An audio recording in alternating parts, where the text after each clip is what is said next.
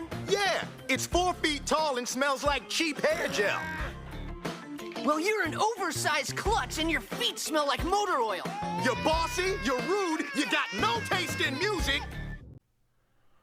Hello everyone, thanks so much for joining me here today as we get to talk about one of my most favorite subjects, comic books. My name is Jose, I love comic books, I love talking about them, I love sharing them with you. Feel free to follow me on social media if you would like. Links are in the description below. I've also posted a link to the DC fan site that'll have plot synopsis and character bios for this issue. Just real quick, I really missed the DC Bullet. Oh, it was gorgeous. The new Teen Titans number 3 from 1981. Wonderful cover by George Pérez. Rest in peace, my man. Enter the Fearsome 5. This was released in 1981, but look at that. Pérez drew this in 1980. So, seeing a couple of things that we'll probably see inside. So, Marv Wolfman is the writer. Pérez is doing the plots and then doing layouts. So, he's not even doing full pencils. So, the Fearsome 5. And so, like Marvel, this takes place in New York City, but in the DC universe. So, Gotham City is part of it. Metropolis is part of it. This isn't that they're it's part of the DC New York. So, and Starfire points at a star, says that's Vega. By the way, Vega is nowhere near that bright, and she says, "You see, Vega, that is the star of my birth, and Tamaran is the 8th planet. Its 8th planet is my home," she says. "It's been so very long since I last soared through its lush green valleys. I wonder if it's changed any sense." And Wonder Girl comes through and says, "Up and at 'em, guys. Free Cokes and 7-Ups," she said. And I love Wally just sitting in his uniform reading a book. So, look at this. Just nice. It almost seems like he drew every window, every brick. Man, Pérez, even doing layouts, doesn't skip on details. Poor inker's got to be going, "You've got to be kidding me." So, and so Changeling or Beast Boy says, "Beautiful. Your pad is fantastic, but it's got to set you back a bundle," he says. "I work, Changeling. Besides, my mother sends me a stipend. A stipend, my tail. She's got to be sending you the whole Bank of England." Even back then, New York's always been expensive, so. And Robin says, "So you're rooming with Coriander?" That would be Starfire. And Wonder Girl says, "Yeah, this place is too large for just me. Besides, I think it'll be fun." And Starfire says, "Again, I thank you, Donna Troy. I still feel like a stranger to your planet, but you've opened your home to me. It's been so very long since I had a real home. So very long," she says. So, and so here, as Marv Wolfman is part of that new wave of writers that came through in the 70s. So Denny O'Neil, Marv Wolfman, Gary Conway, Chris Claremont, they all have a very similar style, so they all like to narrate stuff, which the newer writers like Bendis and Miller, and even to a degree Grant Morrison, who I think started this whole thing of newer comic books along with Warren Ellis. They you sort of have to really dig in to see what's going on. So in the 70s they sort of told you everything, and in the mid-90s onward, they don't tell you shit. So, I would like something sort of in the middle. So, all right. As others turn questioningly toward the girl known as Starfire, we travel south and west too. And so we see these guys in magenta robes here. "You sure this is the meeting place, Celinda? It sure don't look like nothing." And Celinda says, "Baron, you must trust your sister not to make mistakes," she says. And so Baron says, but if they was waiting for us, why the door locked? Maybe I should just smash it down, huh? And so Celinda says, why waste the energy, brother, when with a simple pass of the hand, I can transmute the very fabric of this wooden door into easily passable water vapor. Come, Baron, we mustn't keep the others waiting. So, the thing's real quick, because I was actually thinking of this this week. Powers like this that can transmute stuff, yeah, it's cool, but it's got to be real challenging for writers to come out, because characters like her and Firestorm, one of my favorite visually looking characters that DC has, is able to do that. I mean, you can literally end a fight just by saying, hey, I'm going to turn you into whatever. And so, even though those powers are kind of cool, I would stay away from them. If I was to give a character power, I wouldn't give them that kind of stuff. So, all right, we continue. I do know, Celinda, this whole setup stinks. I don't like it none. And she says, I agree. Keep your guard up. This could be a trap set up by Hive. And so Marvel and DC, they love their acronyms. They still haven't forgiven us since we... And suddenly all these guns come out. Baron, weapons sliding from the walls. I see them. Get behind me. They got real souped up guns, but they still didn't dent my hide as they shoot. So, nothing can stop Mammoth. Not any pipsqueak toy guns. So, not any stupid blasters. Nothing, he says. You hear me? Nothing, as he smashes everything. What do we do now, Celinda? They try to kill us. No, Baron. I think they were merely testing us, she says. We stay. This is definitely the right place, she says. Stay, but I don't like this, Celinda. Let's go, huh? And so, off panel here. Nonsense. You two have passed the test. Come on in. And Celinda says, are you the one who placed that ad in the Underworld Star looking to recruit a supermob? Oh my God. And Dr. Light says, who else? And I believe you, and I believe in you. We found our final 2 members. Sis, I seen that creep somewhere before, says Mammoth. And Dr. Light says, of course you have my big friend. And so, I'm Dr. Light, Master of Illumination. And to my left, I'm called Simon. I'm pleased to meet you. You can obviously see his brain. And can't stop and look up now. I almost got this blasted neutron super working. And by the way, my handle's Gizmo. And she says here, my name is Celinda, but you may refer to me as Shimmer. I am a matter transmuter. And my brother here is called Mammoth for rather obvious reasons. I like his hair because I pretty much have the same hair. Shimmer and Mammoth. Simply perfect, says Dr. Light. Well, my friends, we've completed the casting for the Fearsome 5, and for our first act, together we will destroy the new Teen Titans. Now shall we get down to business? So no exposition as to why he wants to kill him, so we'll probably be figuring this out. So, I haven't read... So, I actually used to have a collection of this, but as you know, moving into adulthood, I cannot find them. I've actually lost. So a lot of these I haven't read probably since the 80s. In this case, I do have a trade that was released with George Pérez that pretty much had, I think it's in 5 volumes, and it collects like, it's about 8 issues a piece.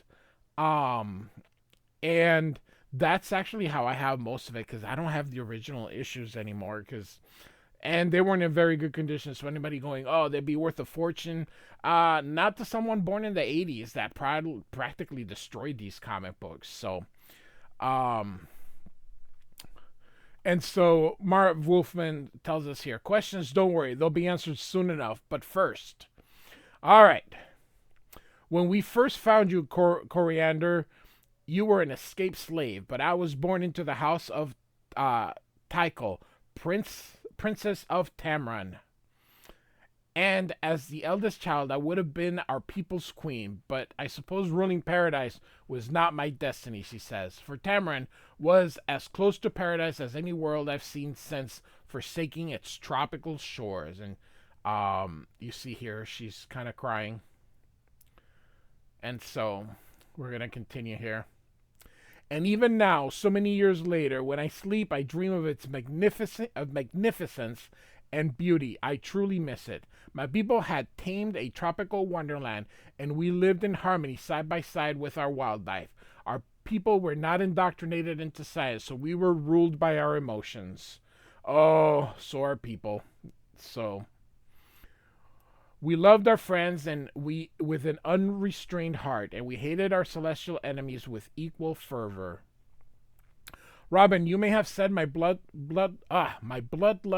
startled you. Yet, that is our way. From what I've seen, you earthlings are suspicious of your friends and show compassion for those who hate you.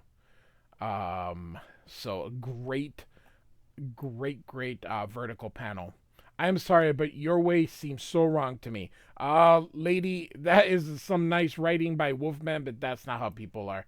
The vast majority behave. I guess they're referring to the heroes. Maybe the heroes do that, but most people, they don't do that. So, but if you find my battle lust too great, you should know of the Citadel. A more blood-hungry race has never been known, for they never show compassion and have never known love.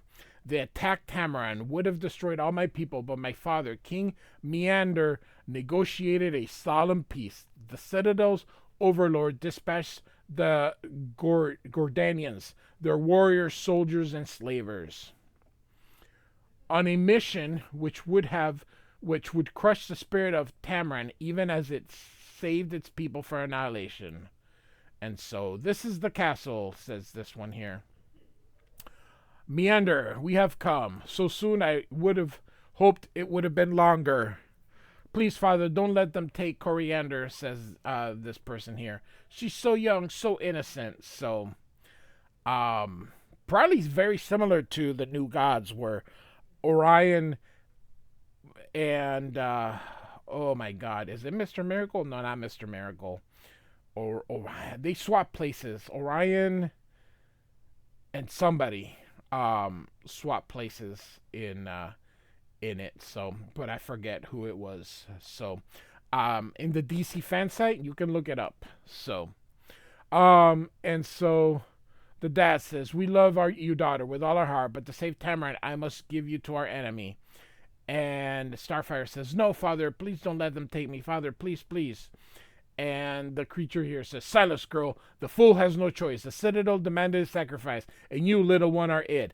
Take one last look, child, since you will never see your family again. For if you should return to Tamra, they and all your people will be instantly destroyed." And she goes, "Father, mother, Riander, I love you." So she continues here. "And so I was taken first to the Citadel itself for more than 2 Earth years, then sold as a slave, bartered from world to world." And so Kid Flash asks, "Your father did that to you. How could he? Why didn't he fight them?" And Coriander says, "He did. Myres fought the Citadel for hundreds of your years. He had no choice. He did what he had to. But it's been 6 years since I've seen him or my mother or brother. By Saul, it's been so long, too long." And so suddenly here we see Raven here. "My friends, I have need of you. There is an emergency."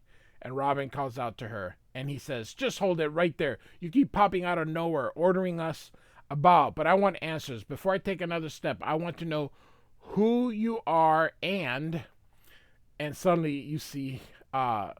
"Leave her alone. How dare you question her?" And you see somebody smacking Robin here. "Keep your filthy hands off Raven. She's not the enemy." And so that was Kid Flash. "How do you know that? She always vanishes when we go into action. And she's the only Titan we can't get in touch with." And Raven says, "Be calm, Wallace. Richard is your friend. Why don't you both cool off, says Wonder Girl. If Raven has something to say, let's at least listen. And so Robin says, okay, maybe I shouldn't have popped off like that, but I have an awful lot of questions for her that are just begging for answers.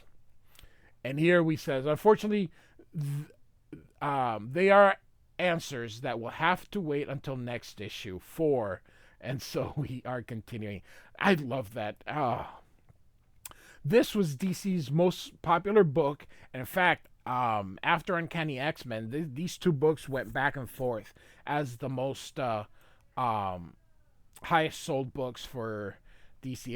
It was Titans and X-Men. Titans and X-Men. So, all right. So Dr. Light here. Or is it Gizmo here? Yep, Gizmo.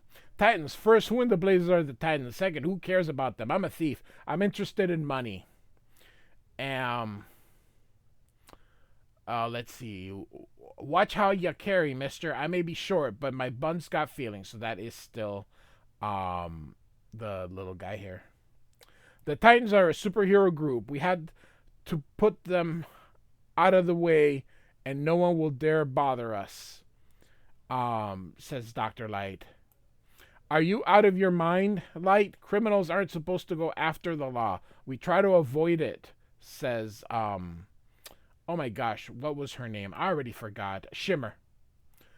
And Shimmer continues, just forget it. If you want again, we'll only go after cash. Got it? And Simon says, Shimmer, my dear, I'm afraid it is too late to avoid this clash. My psionic sense informed me that these Titans are coming after us. I suggest we prepare for the inevitable battle. And then a minute later, or less than a minute later, okay, Raven, I apologize. You were right. I may not know everyone here, but I sure know a crumb like Dr. Light, says Robin. And Raven says, apologies are not necessary. We're all working together. And Robin thinks here, I sure hope so. As you can see, the thought balloon. And Kid Flash says, hey, yeah, then what happened to Cyborg? Where is he? And Wonder Girl says, being a Titan, it isn't like having a job. We do this stuff in our spare time. And Beast Boy says, sure, Cyborg's trying to rent himself out for Star Wars 3 to play C-3PO's brother. So, all right. And besides, we don't need Cyborg to put down Dr. Light. Heck, even the Atom stopped him once. And Dr. Light says, that was simple luck, girly, and that won't happen again. I've gained more control over my light power since that unfortunate fiasco. And shines brightly on her. You can see, she says. And so Gizmo here says, besides, this time he's got friends backing him up. Smile for the missiles, kid. And Robin goes, huh? And then suddenly explodes. Good panel here. And here, Beast Boy, or Changeling, I keep forgetting of the name change. Listen, Shorty, picking on Robbie's a no-no, he says. And then he transforms back. You make him angry, and he'll sick the big bad Batman after you. And Gizmo says, hit me, but no one's ever hit Gizmo before. What do you know, a first, he says. Suddenly, Mammoth grabs him. You creep, what'd you hit my little friend for? He's like, uh-oh. Hi there, nice boy, down boy. Got any thorns you want removed from your paw? Mammoth wants to remove you. And then Changeling says, somehow I knew you'd say that. And then Changeling transforms into a gorilla. Mammoth, old buddy, anyone ever tell you that you've got a definite hostile streak? Baron, are you hurt? No, Celinda. Insects do not hurt Mammoth. I love that. Nothing that lives can hurt Mammoth. And so he tosses both Changeling and Robin away. And so here's Kid Flash running around Simon and Shimmer. Don't worry, Raven, I've got these two trapped. And Simon says, on the contrary, young Flash, with but the slightest expenditure of my psionic powers, it is you who are suddenly trapped, caught in your own unstoppable whirlwind. So, and Starfire says, Zal's blood, his light shield reflects my starbolts, but nothing has ever done that. You can see Wonder Girl here. There's never been anyone like Dr. Light before us. When Gizmo integrated the circuit of my light gun into the costume, he increased my already incredible powers. Now there's almost nothing I cannot do, he says. But, and so this here's Mammoth here. That girl's fire, it hit me. I'm burning up. And Shimmer says, Baron, try to move. Baron, she says. Are you all right? Asks Shimmers. Yeah. When that light hit me, it hurt me, but nothing can kill me, he says. So he's kind of like the Juggernaut. And I guess he sort of acts sort of like him too. So, you hear me? Nothing can kill Mammoth. And so you can see here, he's breaking the floor here. Hera, help me. He ripped up the whole floor. Try to maintain your balance, says Robin. Balance. I'm taken to the air, says Changeling. And so, stand back, Baron. I've been waiting patiently, quietly, but now it's the time for me to act, says Shimmer. Let's see if they can survive the element-changing powers of Shimmer. So, she turns again into gas here. And so let's see what kind of a gas they're going to sleep here. Some kind of knockout gas of some kind. And you can see the Titans going down. And so outside here, hey, wait for me, says Gizmo. And Gizmo says, it just took me a few seconds to jury rig these extinguishers into jets. Hey, did you jerks hear me back there? We had the Titans, so why'd we leave? And Dr. Light says, I don't know, Gizmo. Something forced me out of there, but I don't know what. And so here it says, Simon says nothing, but a thin, evil smile snakes across his pale lips. Dr. Light may have organized this fearsome five, but it is Simon, the Mind Master, who will shortly be their leader. And so elsewhere, so here we have Raven again. Those weren't the five, weren't they?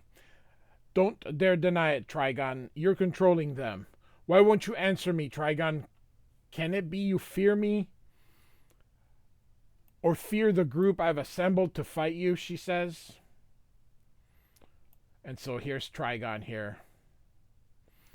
What now, Trigon? Another attack? Or is this just to scare me away? Really, who's scared of a star? Whichever, I won't let you do it. I can't help stop you dead. Therefore, I'll take my leave before your bolt of destruction can reach me, she says. And so, goodbye for now, Trigon, but we will meet again and soon on the field of battle. So that bolt misses her, and then Raven leaves here. And so, back in New York on 44th and 11th. So, here is another vertical panel with Cyborg and his dad. And so the dad says, why won't you listen to me, Victor? I had to know where you lived for your own good. And so Cyborg says, so you had those goons over at Star search me out? That stinks, Pop, with a capital S, he says. I moved out of our home to get away from you, to be by myself, he says. Or maybe you were too thick to understand what I meant when I said I never wanted to see you again. And his dad says, please, Victor, I've begged you to forgive me. I never meant to hurt you. I only wanted to help you. And Cyborg says, yeah, like you helped Mom into the grave and me into this blasted robot suit. I gotta wear it just to stay alive. Listen, Pop, with the Titans, I'm starting to forget the past, almost starting to be happy again. So do me a favor and get out of here before you spoil it all, he says. So he's still angry. And so the dad thinks here, but you've got to know, Victor, you've got to know I'm dying. And before I'm dead, I've got to convince you of the truth. And so he leaves a, did he leave a letter? Or did somebody? Oh, well. Man, every time I see him, it takes days to get happy again. Why doesn't he just, the letter? And he says, didn't see this before. Maybe the postman gave it to my dad, huh? It says, Cyborg, you are cordially invited to the opening of Titan's Tower. Be there tomorrow at noon. So, And so here we have Beast Boy digging. I don't know what little animal he is, but well, don't it make my brown eyes blue? Son of a gun, Titan's Tower, just like the letter said. Only one question: who built it?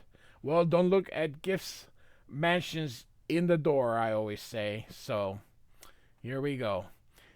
Anyone gives me an all expense paid palace, I take it, unless whoever gave it to me is preparing a trap. Now, why did I have to go and spoil everything by thinking the worst? So, all right, we're going to kind of skip all these things and move on. And so suddenly someone there, and he's like, you. It's a trope from back then. So it says there's a flash of lights. You bozos scared me out of 10 years of growth. Jeez, you ever hear you guys are giving a little warning? And Cyborg says, geez, you know the jerk's playing Bugs Bunny. So they're kind of giving each other a little bit of witty banter. So, all right. So we're going to move it in a little bit. And Robin says, nobody gives away a headquarters like this unless there are ropes attached, Cyborg. And Cyborg says, yeah, leader man, you wanted me to tap into the computer, right? You're living. And so Changeling say, ASAP, doing a tap. I love it. You're living dangerously, Greenie. So, and Kid Flash says, I checked this whole place. Even the dust is clean. And Wonder Girl says, somehow I'm still not convinced. You and me both, Donna. Something here stinks like 3-day-old hamburger. And so suddenly, Raven shows up. This place is of no importance. We have a mission elsewhere. Even now, our foes prepare to strike. And Robin says, forget it, Raven. We're not going anywhere until we get some answers. And Kid Flash says, I warned you before, Robin. Hands off. Hold, Wallace. Richard is correct. I have given you little reason to trust me. Here is the truth, so you will know why this world is now imperiled, she says. Know first where I was trained for. The Temple Azarath prepared me in all the mystic arts, she says. So, good vertical panel. This looks really good, even though Pérez actually didn't even pencil it. Like I said, it was just the breakdowns. It was there, deep in the deepest of all trenches, that I saw the deadly visage of Trigon the Terrible. He who had torn an entire universe asunder. Then that image began to change. I saw great heroes here on Earth unleash the mightiest of Trigon's demons. After a millennium of imprisonment, Goron was free once more. And in his frightful wake did those heroes fall dead on the field of battle. And so here we have Trigon possessing the Earth here. The visions were dark and terrible, for I saw our mother world caught in Trigon's evil grip. Caught and crushed like some overripe melon, for Trigon's power is immeasurable and terrible beyond any human comprehension. And so Raven continues here. Trigon's image faded and was replaced with those of the Fearsome Five. Somehow they appeared to me as a warning. So here they are. And though never before had I possessed such power of precognition. And Robin says, you're saying there's a link between those five and the other dimensional demon? And Raven says, information has been given to me, Richard. Those five want us to fight the heroes I saw in my vision. And Kid Flash says, us take on the whole blamed Justice League of America? And Cyborg says, man, that's like sending gnats against the 7th Fleet. Besides, we're on the same side.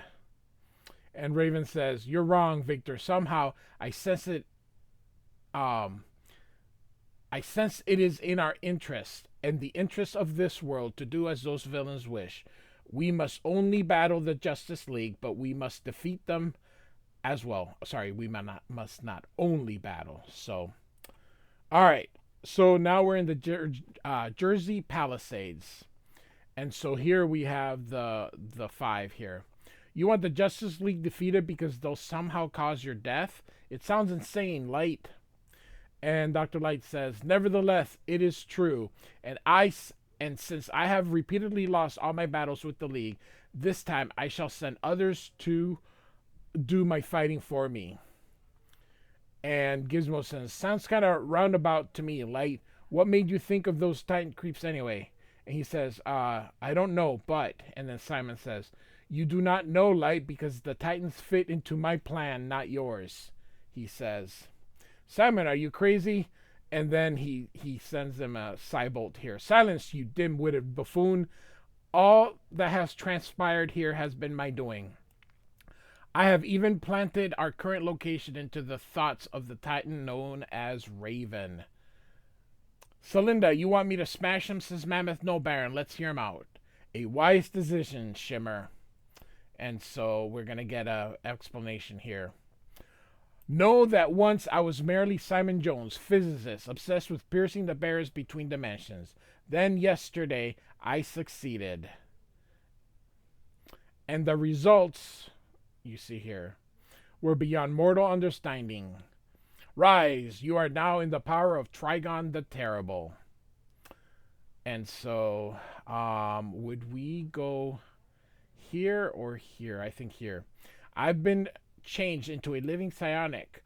All my mind could conceive I could create. But Trigon had a mission planned for me, one that required assistance, your assistance. When I saw Light's request for partners, I knew that I could use that group for my purposes. And now, stand aside as I summon our enemies to us for a second time and final time. Titans, heed the wrathful words of Simon. We await you on the field of battle. Come to learn who your superiors are. And Cyborg says, holy cripes, it's a Windowhead again. And so he's also then continues here. You're waiting for us, Crumb? Okay, mister, we're coming, but we're going to make sure you wish you were never born. And Raven says, no, Cyber, please, do not go there. There are alternatives. And Wonder Girl says, if we can stop them, we have to try. Wonder Girl's right. We can't shirk our duty. Then go. I shall stay behind, says Raven. If Raven's statement put, then so am I. What the heck is Wally, like, in love with her or something? Figures you were always hot for that witch, he says. And so she carries Robin. You can see his legs here. Come on, we've got a job to do, says Robin. And so Raven says here, this battle is useless. Our time should be spent in convincing the Justice League. And Kid Flash says, we can't do that. I do not know, Wallace, and perhaps that is why I suffer such sorrow. And so here comes the Titans, and I'm just kind of go along here. And Mammoth punches this thing to send it airborne. And I really hate Cyborg's costume. They could do so much better nowadays, but he ends up breaking that thing. I'm used to Marvel being 21 or 22 pages, but Teen Titans was 25 pages. So we're almost done here. So a couple pages left here. Look at them. They're baiting us. Maybe Raven was right. Maybe we shouldn't fight them. But what else can we do? And Dr. Light says, you can surrender, girl. Bah! Talk is a waste of time. Cream them, says Gizmo. So you can see Dr. Light hitting them and Robin falling. And both Wonder Girl and Starfire are down. And then suddenly you see the ships kind of breaking, and it's Cyborg just punching down here. That hull should be able to withstand that, but hey, all right. And so he sends them a watch that actually explodes on him. Raven ends up getting up and fires at Dr. Light, but he ends up being able to deflect that, and Gizmo puts a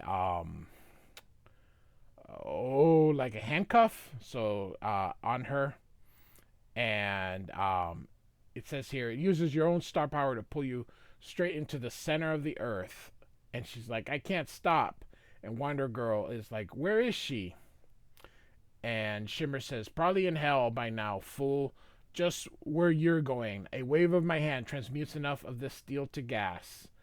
and she's like, the smokestack, it's falling. But she ends up catching it. Um, and she's pinned by Simon here.